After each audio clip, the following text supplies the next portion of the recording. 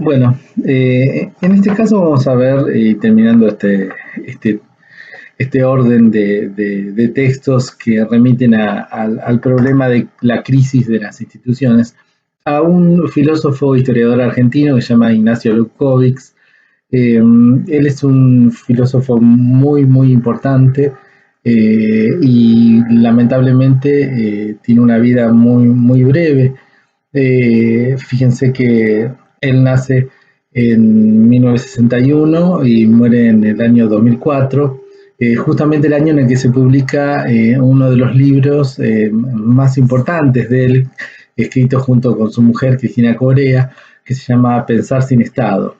Ese libro fue publicado ya habiendo fallecido Ignacio y su mujer. Los dos fallecen en un accidente que tiene lugar en el Delta.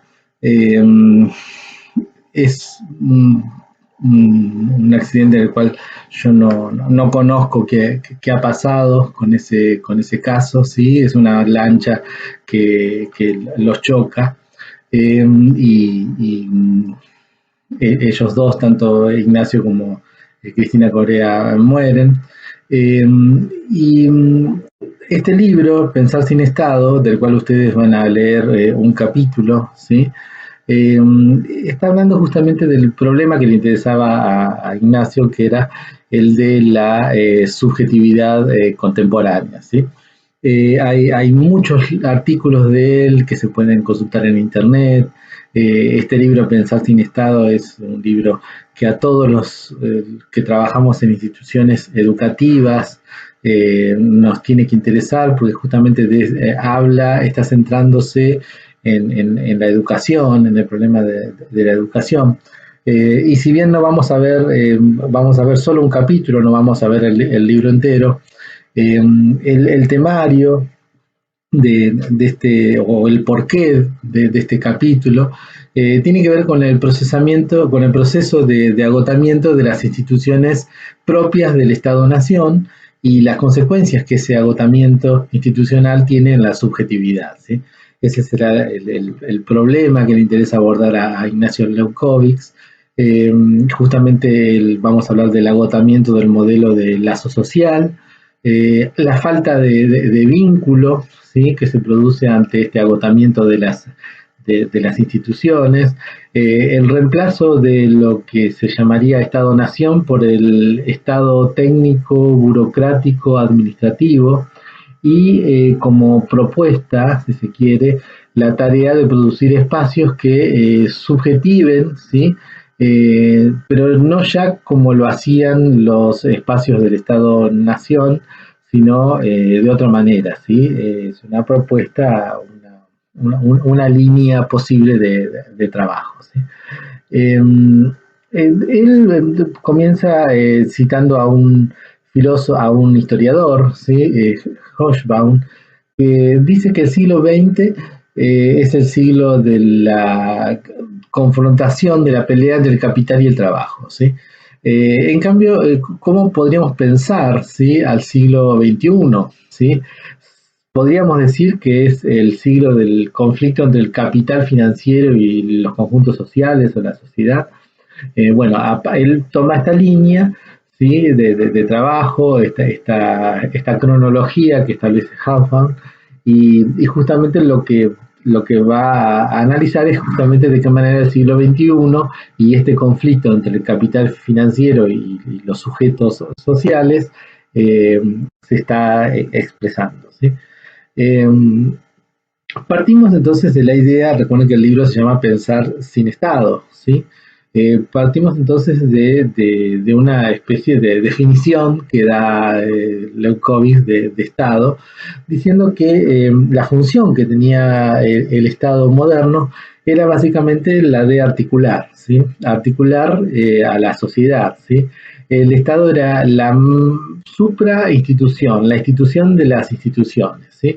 Totalizante, podríamos decir alienante, opresivo, pero dentro de estas características negativas del Estado también podríamos decir que está la virtud de proveer sentido, ¿sí? Esa solidez estatal, hoy, digamos, está fragmentada, va a decir él, en islotes, en fragmentos, producto justamente del capital, ¿sí? Del capital, recuerden acá algunas de las ideas que vimos de Han, ¿sí? Acerca de la fluidez. Entonces, él en un momento dice o añora el Estado. Él, no vamos a encontrar en el texto frases como hemos perdido un Estado o nos hemos liberado del Estado, que sería también lo contrario, ¿sí? Por un lado, añorar el Estado, al decir lo hemos perdido, y por otro lado, despotricar en contra del Estado al decir nos hemos liberado. Él va a decir no se trata ni de añorar nada ni de festejar que se ha caído el Estado o que se ha fragmentado, sino que en realidad hoy no hay un Estado meta articulador como antes, que articulaba, ¿sí?, esa realidad social, ¿sí? Entonces, la pregunta va a ser entonces, sin esa trascendencia estatal que integraba, ¿sí?, sin esa instancia supra que era el Estado, la institución de las instituciones, ¿qué va a pasar con el resto, ¿sí?, de las instituciones, entre las cuales podríamos incluir las instituciones educativas, ¿sí? ¿Cuáles van a ser las alteraciones que implica este pasaje del Estado como paradigma organizador, ¿sí?, al mercado como nuevo paradigma, ¿sí? Bueno, acá entonces está el eje de lo que, quisiera que discutamos, que trabajemos, ¿sí? Hay un cambio, ¿sí?, y esos cambios implican cambios en las subjetividades, ¿sí? Cuando hablamos de paradigma, ¿sí?, del paradigma mercado, por ejemplo, estamos hablando de un montón de fenómenos complejos, simultáneos, que están afectando las cosas, las experiencias subjetivas, los modos de pensar, incluso los modos de sufrir. Recuperemos acá algunas de las ideas que vimos con Han, ¿sí?, cuando Han decía que en esta nueva sociedad capitalista, este paradigma del emprendedor hace que si yo fracaso, no es por culpa del Estado o de las fábricas o del sistema de producción, sino por mi culpa, ¿sí? Lo cual generaría el sujeto de la depresión, no un sujeto revolucionario de la modernidad. Entonces acá lo que está trabajando Leuckovic también tiene que ver con eso, ¿sí?, con analizar de qué forma este nuevo paradigma, estos cambios complejos, simultáneos, están generando modos subjetivos, ¿sí? ¿De qué manera? Entonces la pregunta sería ¿de qué manera esas alteraciones en el campo de la experiencia social están relacionados con formas nuevas de sufrimiento institucional, ¿sí? Todos los que trabajamos en instituciones educativas sabemos que hoy hay formas de sufrimiento institucional que no pueden ser tramitadas adecuadamente por estas instituciones, ¿sí? Según Leuckovic, y por eso recomiendo la lectura del libro entero, Pensar sin Estado, ¿sí?, habría que encontrar formas, ¿sí?, de crear algún tipo de subjetividad, aún en estas instituciones nuevas, desfondadas, ¿sí?, que ya no están organizadas a partir de esa suprainstitución que era el Estado, ¿sí? Y justamente esa sería una de nuestras tareas. Entonces, habíamos dicho que el Estado era la institución de las instituciones, la meta institución que aseguraba las condiciones de cualquier institución, ¿sí? Ahora, para qué servía el Estado, digamos, en términos de la terminología del mercado actual? ¿Cuáles eran los servicios que prestaba el Estado, ¿sí?, para la construcción de lo institucional? Y bueno, el Estado por ahí brindaba territorio, brindaba soberanía. El Estado permitía la reproducción de las instituciones, ¿sí? Recuerden ustedes esto que vimos de lo analógico, ¿sí? Cuando vimos a Deleuze, ¿sí? Recuerden que decíamos que uno funcionaba en algún momento la familia como institución, luego aparecía la escuela, ¿sí?, retomando a ese sujeto. Luego el sujeto de la escuela iba al servicio militar, desde el servicio militar pasaba a la fábrica, ¿sí? Entonces ese Estado permitía, ¿sí?, que las instituciones se reproduzcan, ¿sí? Y aseguraba condiciones efectivas para que existan estas instituciones, ¿sí? Entonces, ahora, ¿qué pasa si no tenemos metainstituciones que cobijen a las instituciones como las escuelas, los hospitales, las cárceles? Bueno, es inconcebible, va a decir Leucovitz, la existencia de esas instituciones que todos conocemos sin metainstituciones que las cobijen, ¿sí? Entonces, lo central que está fragmentándose al no existir metainstituciones es la función, una de las funciones decisivas de las instituciones, que es su posibilidad de reproducción, ¿sí? Fíjense, en un mundo coordinado por el Estado, uno puede pasar por distintas situaciones dominadas por una misma lógica. Recuerden lo que decíamos de la analogía, de la lógica analógica, ¿sí?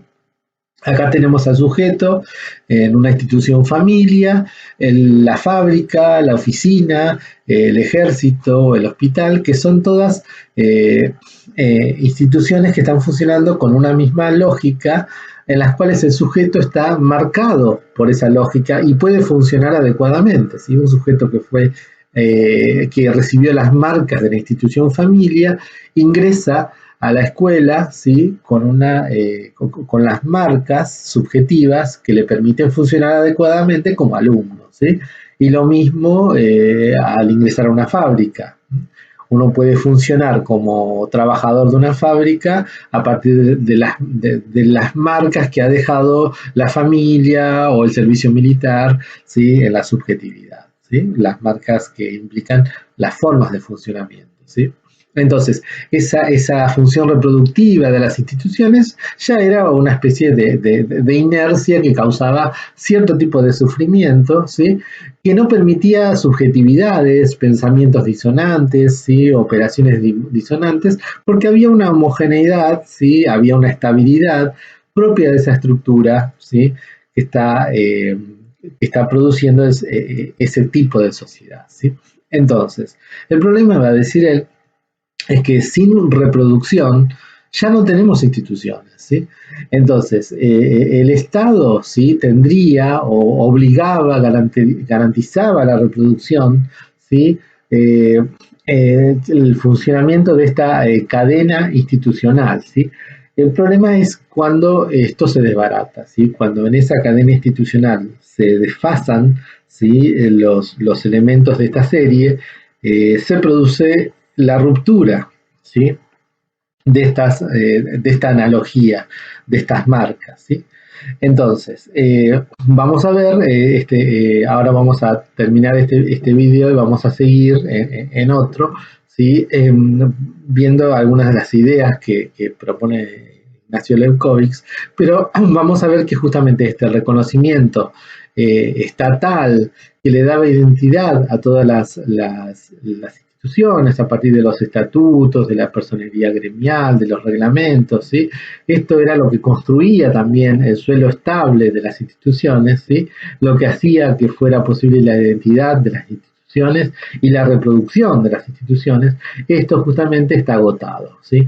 En función de este agotamiento institucional, el modo de sufrimiento también va a ser otro, y de eso vamos a hablar justamente en el próximo video.